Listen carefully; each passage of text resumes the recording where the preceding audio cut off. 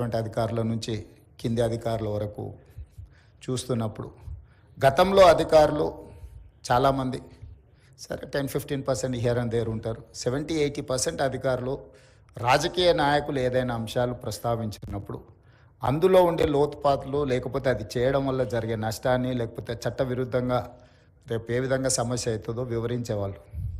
నాయకులను ఎన్లైటన్ చేసేవాళ్ళు. సార్ ఇది చేయడం వల్ల వచ్చే పరిణామాలు ఈ విధంగా ఉంటాయి, మనం ఈ రకంగా చేస్తే ఏదో ఒక రోజైనా అది ప్రజలకు కానీ రాష్ట్రానికి కానీ మీకైనా ఇబ్బంది అవుతుంది అని వివరించేవాళ్ళు. ఈ రోజుల్లో అది తగ్గిపోయింది. కారణం నాకు పెద్దగా తెలీదు. పొలిటికల్ ఎగ్జిక్యూటివ్ అనే వాళ్ళకు వచ్చిన వాళ్ళను సంతోష పెట్టాలను, లేకపోతే తనకు తాను సంతోషపడాలను కొన్ని ఆదేశాలు ఇస్తుంటాడు. వాటిని విశ్లేషించాల్సిన బాధ్యత అధికారులదని నేను బలంగా నమ్ముతున్నా.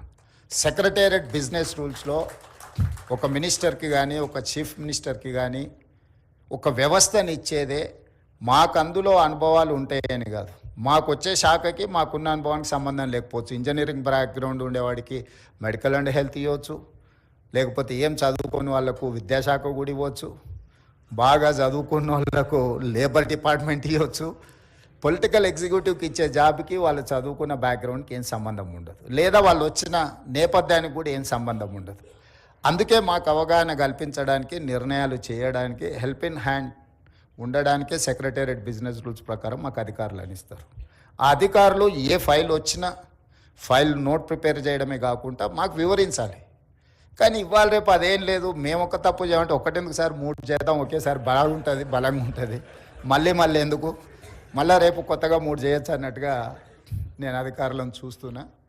ఇది సమాజానికి మంచిది కాదు. ఈ సమాజాన్ని 77 సంవత్సరాలు దాదాపుగా మనం చూస్తూ వస్తున్నాము. ఎంతోమంది బ్యూరోక్రాట్స్, సివిల్ సర్వెంట్స్ వాళ్ళ లైఫ్లో అన్నీ సాక్రిఫైస్ చేసి కుటుంబాల యొక్క యోగక్షేమాలు కూడా వదిలేసి దేశానికి సేవలు అందించారు. కాబట్టి దేశం ఇంత బలపడ్డది, ఆర్థికంగా నిలదొక్కున్నది. ఇది జస్ట్ లైక్ దట్ ఇవన్నీ జరిగినవి కాదు. కానీ వాళ్ళు వస్తున్న వాళ్ళు పొలిటీషియన్స్ని అనే కాదు, సమాజంలో ఉండే రాంగ్ ప్రెసిడెంట్స్ని అన్నిటిని కూడా రోల్ మోడల్గా తీసుకుంటున్నట్టు అనిపిస్తుంది. ఈ మధ్యకాలంలో కొత్తగా సెలెక్ట్ అయిన ఐఏఎస్ ఐపీఎస్లు నేను చూస్తున్నా. ట్రైనింగ్లోనే ఉన్నప్పుడు పోలీస్ స్టేషన్లకి వెళ్ళి డ్రెస్ వేసుకొని కూర్చొని సివిల్ పంచాయతీలు తెంచడానికి ప్రయత్నం చేస్తున్నారు, which is unfortunate. I'm sorry to say. నేను ఇందుకు ఈ వేదిక మీద పంచుకుంటున్నా అంటే కొద్ది మందిలో అయినా ఇది మార్పు రావాలి. ఆదర్శంగా ఉన్న వాళ్ళ గురించి చర్చ జరగాలి. అదేవిధంగా నేను జిల్లా పరిషత్ మెంబర్గా ఉన్నప్పుడు పెద్ద జిల్లా మహబూబ్ నగర్ జిల్లా అంటే వ్యాస్ట్, 14 మంది ఎమ్మెల్యేలు. అసలు ఒక పక్క నుంచి ఇంకో పక్కకు పోవాలంటే ఆ కాలంలో ఉండే అంబాసిడర్ కార్లు, చిన్న కార్లు, అలా 7-8-10 గంటలు జర్నీ. ఐఏఎస్లు ఐపీఎస్లు వాళ్ళు అచ్చంపేట ఏరియాల అడవుల్లో పోయి ఆదివాసీలను చెంచులను కలిసి మళ్ళీ ప్లెయిన్ ఏరియాస్కు రావాలంటే రోజుల కొద్దీ వాళ్ళు అక్కడ ఉండి చేసి ప్రజల దగ్గరికి వెళ్ళి సమస్యల్ని కనుక్కొని పరిష్కరించేవాళ్ళు. లీడర్స్ కంటే కూడా ఆఫీసర్స్తో ప్రజలు మమేకమయ్యేవాళ్ళు, చెప్పుకునేవాళ్ళు. అరే మేము కలెక్టర్ దగ్గరికి వెళ్తే మా ప్రాబ్లం సాల్వ్ అయిందని, లేకపోతే కలెక్టర్ మా దగ్గరకు వచ్చిండు, లేకపోతే మా గూడెంకి వచ్చి కలెక్టర్ గారు కూర్చొని మా సమస్యలు ఉన్నాడని గొప్పగా చెప్పుకునేవాళ్ళు. ఇప్పుడు నేను ఎలక్టెడ్ రిప్రజెంటేటివ్ అయినాక మారుమూల ప్రాంతాలకు వెళ్ళినప్పుడు, సార్ 30 సంవత్సరాల క్రితం సో కలెక్టర్ మా ఊరు వచ్చి మా సమస్యను విన్నాడు సార్, మా సమస్యను పరిష్కరించిన. ఈరోజు పదే నేను ఇన్సిస్ట్ చేస్తున్నా, ఇన్స్ట్రక్షన్ ఇస్తున్నా. I told my chief secretary to record there service book, field మీద పొమ్మని. అసలు ఏసీ రూముల్లో నుంచి బయటకు వెళ్ళడానికి హెసిటేట్ చేస్తున్నారు ఆఫీసర్లు. మరి నాకు తెలియదు, మరి ఏసీ అనేది ఏమన్నా జబ్బేమో. ప్రజల దగ్గరికి వెళ్ళినప్పుడు అంటే ఒక ఐఏఎస్ కానీ ఐపీఎస్ కానీ డిస్ట్రిక్ట్స్ను హోల్డ్ చేసినప్పుడు వచ్చిన ఎక్స్పీరియన్సే రిచ్ ఎక్స్పీరియన్స్.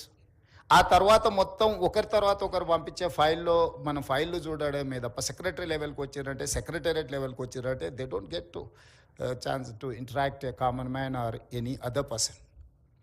సో కింద వాళ్ళు ఎప్పుడైతే కింది లెవెల్లో దొరగారు ఉన్నారు, ఇక్కడ ఐపీఎస్లు సెలెక్ట్ అయినా వాళ్ళు కానిస్టేబుల్ నుంచి వాళ్ళని డ్యూటీ ఒక్కొక్క స్టెప్ నైట్ డ్యూటీ నుంచి, లేకపోతే పెట్రోలింగ్ డ్యూటీ నుంచి, సైకిల్ మీద పోయి నేర్చుకునే కాడ నుంచి ఐపీఎస్లకు ట్రైనింగ్ ఇచ్చి వాళ్ళు ఏంటంటే గ్రౌండ్ స్టాఫ్ లేకపోతే ఫీల్డ్ స్టాఫ్లో ఉండే సాధక బాధలతో పాటు నిర్ణయాలు కూడా ఏ రకంగా చేయాలనో వాళ్ళందరికీ కూడా ఒక ట్రైనింగ్ ఇచ్చి ఉండేవాళ్ళు. కానీ ఇప్పుడు అసలు మరి సిస్టమ్ ఎడిపోతుందో నాకైతే తెలియట్లేదు, కానీ I'm not happy for that. ఈరోజు జరుగుతున్న పరిణామాలు, అధికారుల యొక్క వ్యవహార శైలి, నేను అందరి గురించి నేను మాట్లాడట్లేదు. చాలా వరకు యాజ్ ఎ చీఫ్ మినిస్టర్ నాకున్న కొద్దిపాటి ఎక్స్పీరియన్స్ నేను షేర్ చేస్తున్నా. అధికారుల ఆలోచనలో, విధానంలో మార్పు రావాలి. నిబద్ధత కలిగిన అధికారికి తప్పకుండా గుర్తింపు ఉంటుంది. రాగానే పోస్టింగ్ రాకపోవచ్చు, కానీ రాష్ట్రానికో ప్రజలకో ఏమన్నా చేయాలి అని నాయకుడు అనుకున్నప్పుడు ఖచ్చితంగా నిబద్ధత అధికారి ఎక్కడున్నాడో ఎతికి మరీ పోస్టింగ్ ఇస్తాం. ఎందుకంటే మేము పర్ఫామ్ చేయాలంటే మేము డైరెక్ట్గా పర్ఫామ్ చేయడానికి ఏమి ఉండదు. My officer has to perform, then only I can say something. నేను ఏమైనా పాలసీ డెసిషన్ చేయగలం యాజ్ ఎ పొలిటికల్ ఎగ్జిక్యూటివ్, కానీ ఇంప్లిమెంట్ చేయాల్సిన వ్యవస్థ మొత్తం ఎగ్జిక్యూటివ్ ఆఫీసర్స్దే. వాళ్ళే మమ్మల్ని ఎన్లైటన్ చేయాల్సింది, మాకు అవగాహన కల్పించాల్సింది. అన్ని సబ్జెక్టులలో ఏ సబ్జెక్టులో ఏముంటుంది, ఏం చేస్తే ఏమవుద్దని అవగాహన కల్పించాల్సింది అధికారులదే బాధ్యత. అలా చెయ్యాలని అధికారులను కోరుకుంటూ, గోపాలకృష్ణ నాయుడు గారు లాంటి సీనియర్, దాదాపుగా first prime minister to present prime minister వరకు వారి అనుభవాలు ఇతర అధికారులు నేర్చుకోవాల్సిన అవసరం ఉన్నది.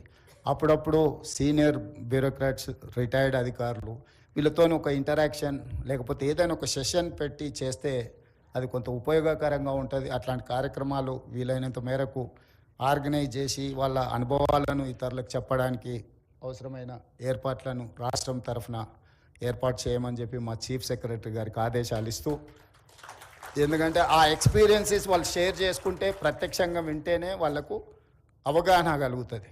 చదివేంత ఓపిక, తెలుసుకునేంత అవసరము ఇప్పుడు లేకపోవచ్చు. అప్పుడప్పుడు మీరు చిన్న చిన్న సెమినార్స్, ఆఫీసర్స్ని, పర్టికులర్గా కలెక్టర్స్ని, డిస్ట్రిక్ట్ ఎస్పీలను, ఇలాంటి వాళ్ళని అందరినీ కూడా మనం అప్పుడప్పుడు పిలిచి వీళ్ళ అనుభవాలను మరి చెన్నారెడ్డిలో లేకపోతే ఇక్కడ మీ ఐఏఎస్ ఆఫీసర్స్ అసోసియేషన్ బంగ్లాలను అప్పుడప్పుడు పెట్టాల్సిందిగా, కొత్త అధికారులకు నేర్చుకోవాల్సిందిగా. 35 సంవత్సరాల సర్వీస్ ఉంటుంది. పొలిటికల్ ఎగ్జిక్యూటివ్స్ వస్తుంటారు, పోతుంటారు, మారుతుంటారు, రకరకాల ఆలోచనలతో వచ్చేవాళ్ళు పోయేవాళ్ళు ఉంటారు. కానీ సివిల్ సర్వెంట్ 35 ఇయర్స్ ఈ సమాజానికి సేవలు చేయాలి. అది అత్యంత గౌరవప్రదమైన పోస్టు. ఈ గౌరవప్రదమైన పోస్టును మనం హార్డ్ వర్క్ ద్వారా, లేకపోతే ప్రజలకు ఉపయోగపడే విధంగా, మనం కుర్చీలో కూర్చున్నప్పుడు ఏ విధంగా పేదోడికి సహాయం చేయాలన్న ఆలోచన చేయాలి, మనకున్న జ్ఞానాన్ని కానీ మనకున్న అధికారాన్ని బట్టి. కానీ ఏ విధంగా అడ్డేయాలి, ఏ విధంగా ఇబ్బంది పెట్టాలి, వచ్చిన ఫైల్ మీద ఏ విధంగా నెగటివ్ కామెంట్స్ రాయాలి అనే ఆలోచన తగ్గించుకొని ఒక పాజిటివ్ అప్రోచ్ ప్రజలకు ఉపయోగపడే విధంగా చేస్తే చాలా కాలం గుర్తుంటారు. ఇవాళ ఈ వేదిక మీద నేను ఒక శంకరన్ గారిని, ఒక శేషన్ గారిని, ఒక మన్మోహన్ సింగ్ గారు లాంటి చాలామంది అధికారులు, నేను కొద్దిమంది అధికారుల పేర్లు నేను ఇక్కడ మెన్షన్ చేస్తున్నా. భవిష్యత్తులో అలా ఈ రాష్ట్రంలో అధికారుల యొక్క ప్రాధాన్యత ఉండాలి అని కోరుకుంటూ మీ అందరి దగ్గర సెలవు తీసుకుంటున్నా. ధన్యవాదాలు.